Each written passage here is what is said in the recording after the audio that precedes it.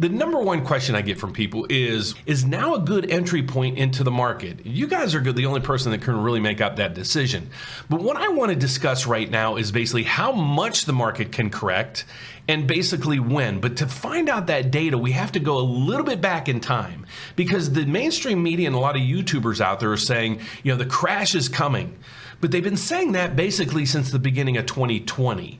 So what I thought I would do is I would go back and get some historic data to figure out from 2020, if you would have bought in 2020 or 2021, where would you be today? And then let's look at today's numbers to figure out, is there affordability in the housing market or not? So that's today's discussion.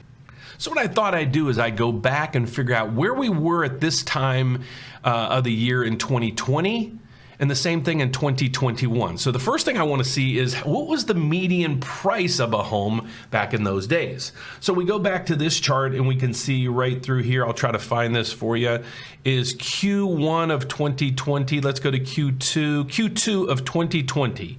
So the average house price at that time was $322,600. Okay, so I'm going to put this all in a chart here in just a minute. So then we go to Q2 of 2021.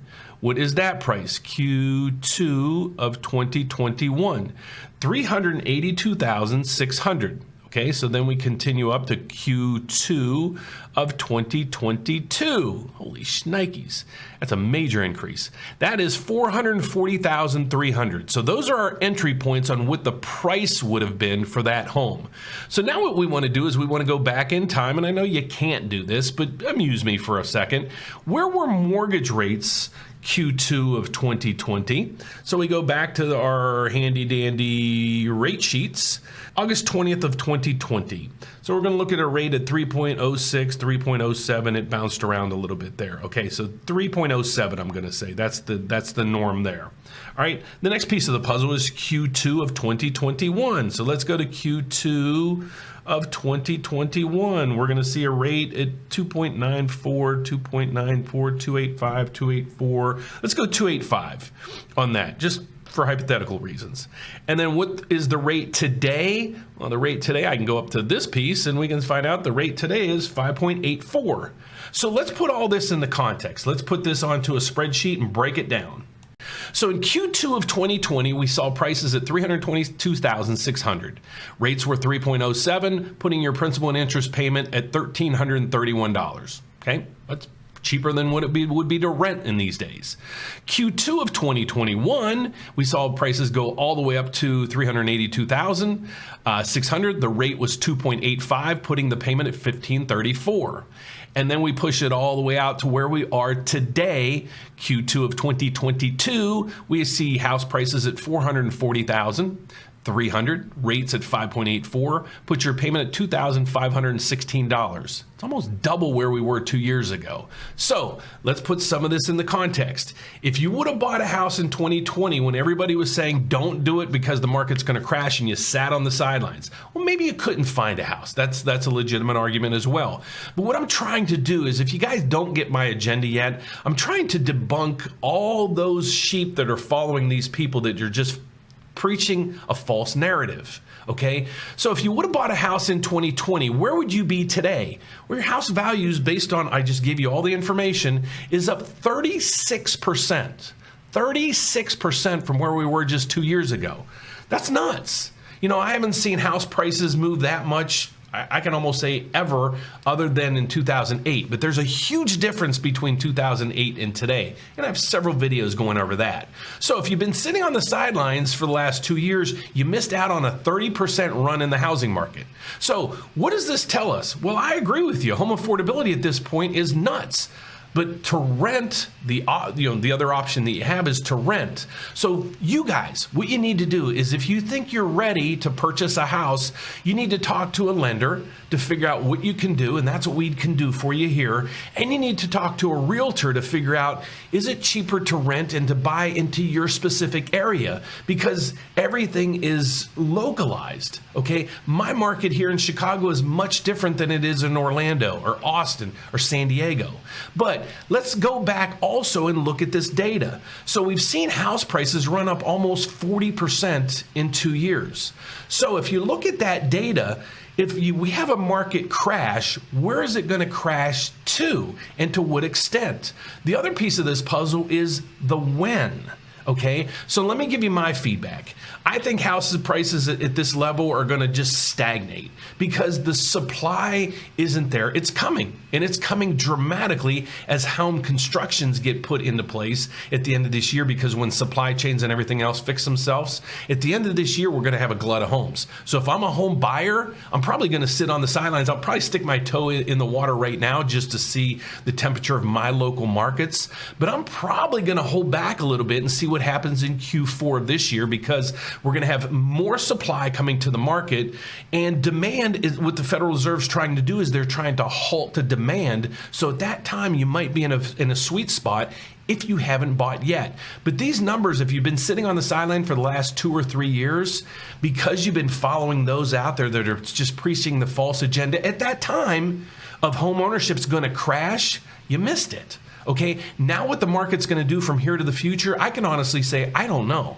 Okay, but what I can tell you is mortgage rates should basically stagnate at these levels. It ran up too fast, too high, too fast. Okay, we're teetering on a recession. I'm going to go over the economic news here in just a minute to show you the jobs market's still pretty darn good. There's a lot of job openings, and we're going to start seeing inflation start to taper down. That's going to make another market shift on where rates are going to come down a little bit, but the home affordability is still, as you see it, house values are up almost 40% where we were 2 years ago.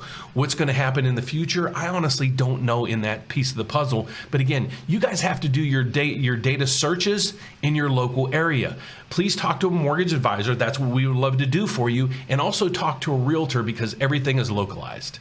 So now the main reason why you're here, what in the heck's going on with mortgage rates? Because as you saw in my last chart, house payments basically almost doubled in the last 2 years, putting home affordability, I agree, out of the reach of millions. But also the other flip side of that coin, do you know rents are up about 20% in the last 2 years? So that's your alternative. But based on this, let's figure out where mortgage rates are going to go, because that's a piece of the puzzle that I monitor. So the first economic piece we have today is GDP was confirmed in its second review right now, and they adjusted it from a negative 0.8 to a negative 0.6. I'm sorry, we were at negative 0.9. The estimates were to come in at negative 0.8, and they actually came in at a negative 0.6. So that means we had 2 quarters of negative GDP. The other piece of the puzzle is look at the initial jobless claims. So here's what I think is really going on with the jobless claims and job claims in general and so forth, because the data is a little bit conflicting, but if you really dig into it, here's what you're going to see. You're starting to see a lot of people getting laid off or quitting their job. So initially what they do is they come out of that job and they go into the initial jobless claims. But what's happening, we're seeing, is that number isn't really correlating with the long-term unemployment rates. So what the analysis is or expected to be, is people are losing their job, going on short-term jobless or unemployment claims, and then soon after that, they're finding jobs, because there's 2 job openings for every person looking. So this is basically the economic news we have today. So based on that information, what's going on with mortgage rates? Well, here's what we do.